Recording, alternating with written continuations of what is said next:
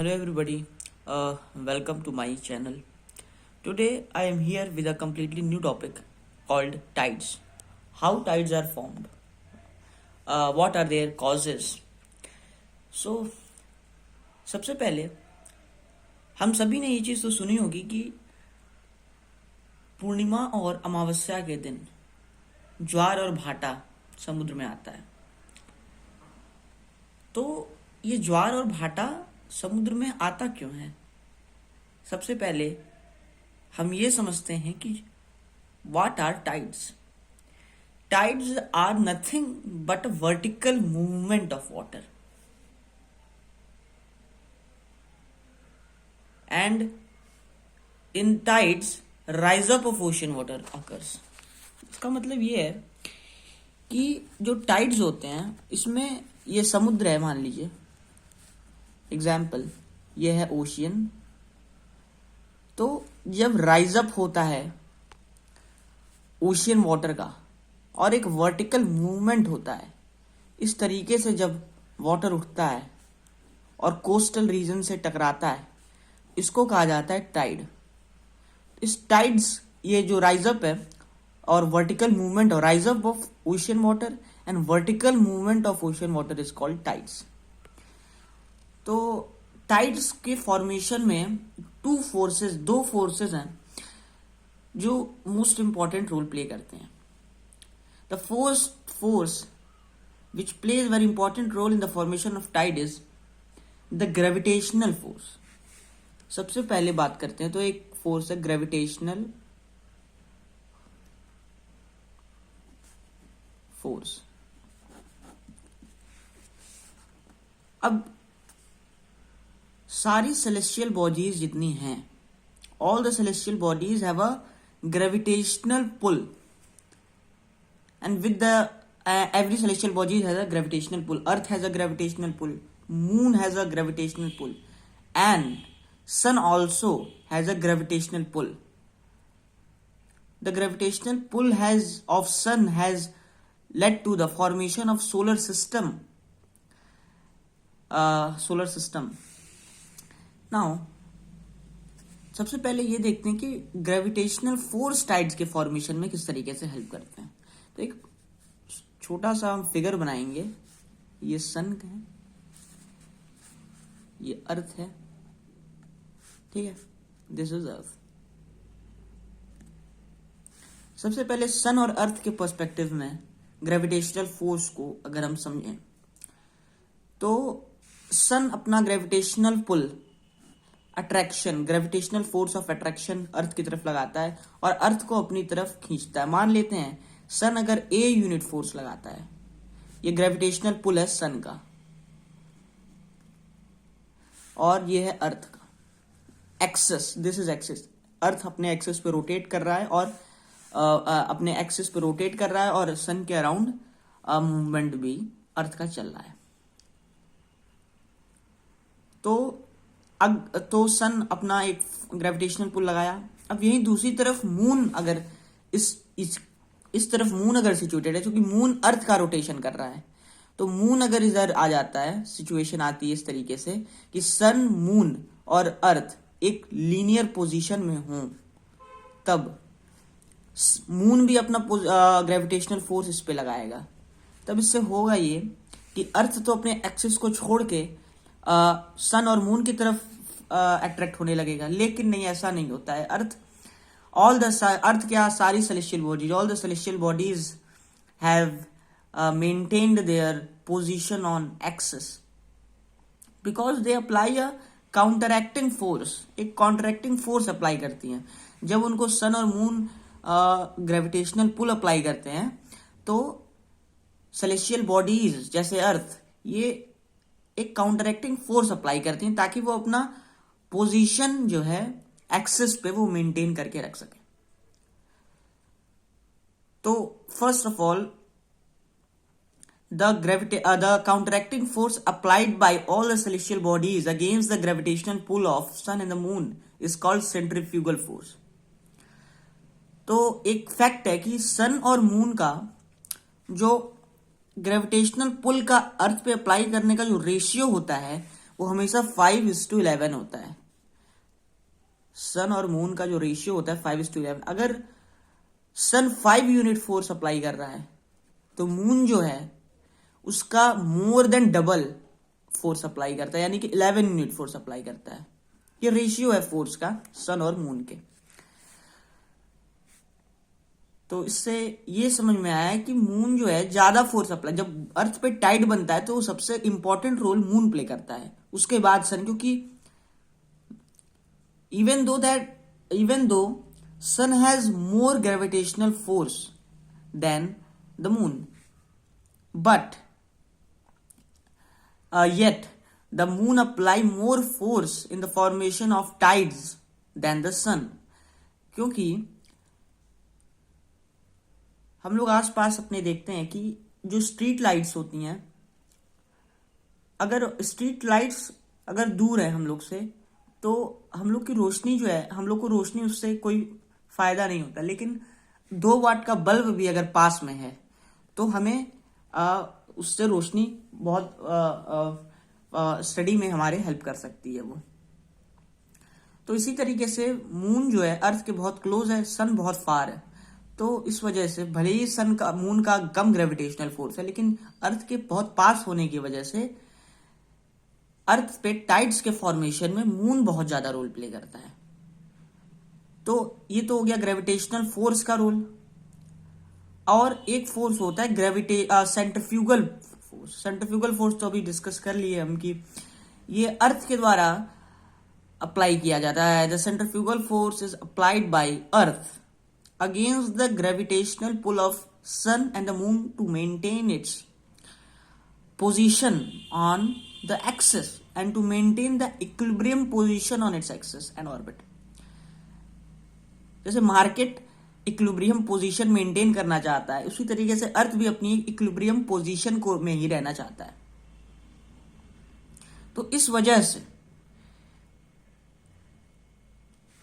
as a result of all these forces,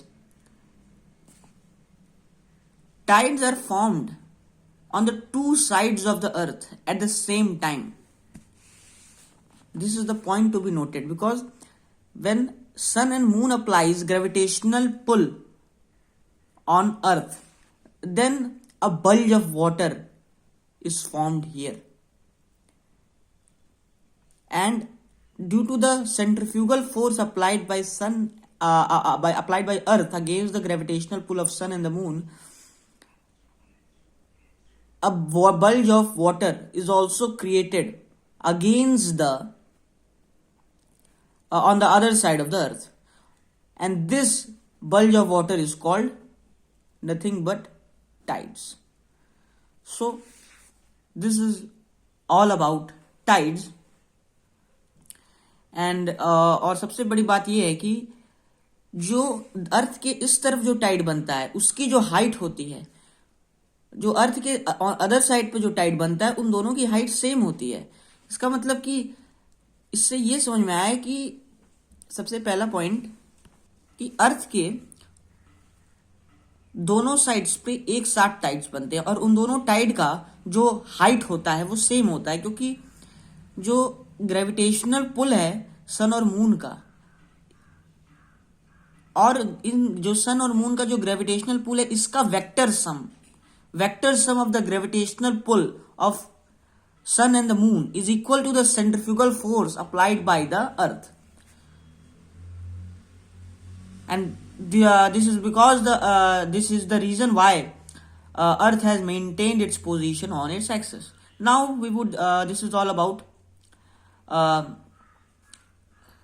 tides, what are tides, and now we would discuss what are different types of tides on the next page।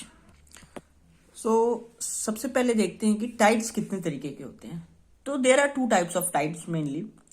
एक tide होता है जिसको कहते हैं spring Tide, और दूसरा Tide होता है जिसे कहते हैं नीप टाइड। सबसे पहले टाइप्स ऑफ टाइड में आए, एक होता है स्प्रिंग टाइड और दूसरा होता है नीप टाइड।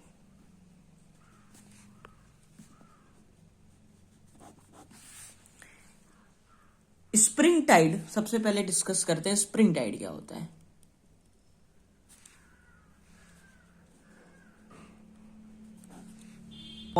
और स्प्रिंग टाइड को डिस्कस करने से पहले सबसे ये देख लेते हैं कि न्यू मून क्या होता है, न्यू मून का फिनोमेना क्या होता है, और एक फुल मून का फिनोमेना क्या होता है। न्यू मून को कहते हैं अमावस्या, और फुल मून को कहते हैं पूर्णिमा। तो न्यू मून कब होता है और फुल मून कब होता है? तो न्यू मून और फुल मून दोनों तब होते हैं जब सन, मून और अर्थ एक लीनियर पोजीशन में हो जाते हैं। और जब सन और मून और अर्थ लीनियर पोजीशन में हो जाते हैं, then this linearity of sun and moon is called, sun, moon and earth is called syzygy. When sun, moon and earth are in linear position, then it is said that sun, moon, earth are in syzygy. So when sun is here and this is moon and this is earth, sun rays, solar radiation is coming. But since sun, moon is between sun and the earth, then this would be enlightened area and this would be the dark side, non-luminous part of earth, moon. And from earth we would see the non-luminous part of moon, and this phenomenon is called new moon. That type of moon is called new moon, जिसे अमावस्या कहते हैं। और जब सन के बीच में, सन और moon के बीच में अर्थ आ जाए,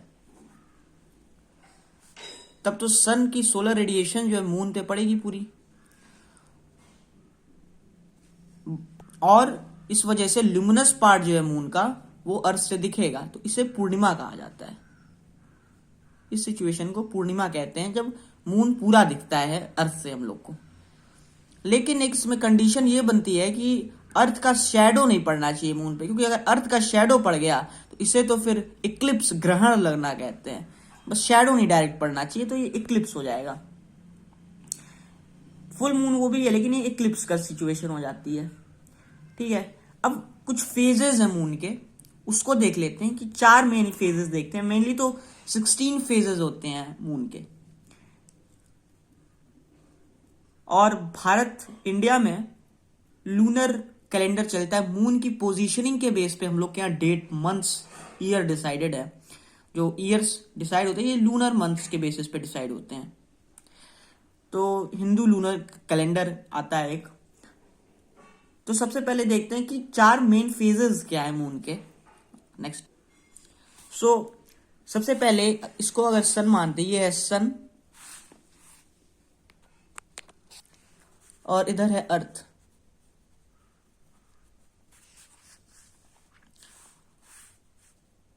दो कंडीशन बनती है, या तो मून सन और अर्थ के बीच में हो, या अर्थ सन और मून के बीच में हो। यही न्यू मून और फुल मून की कंडीशन। अगर मून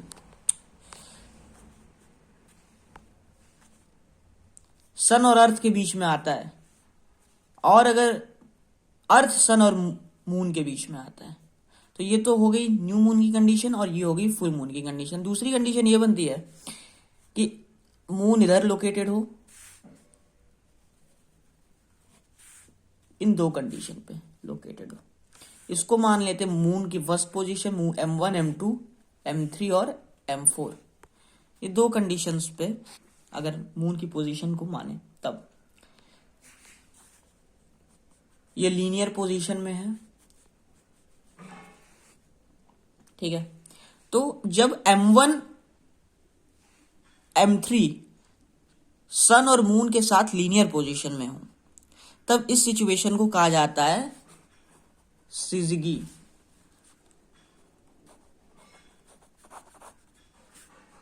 ठीक है, when earth, moon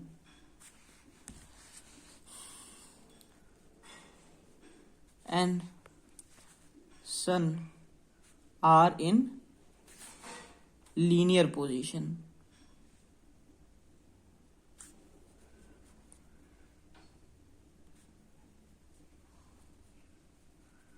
then this situation is called सिजगी।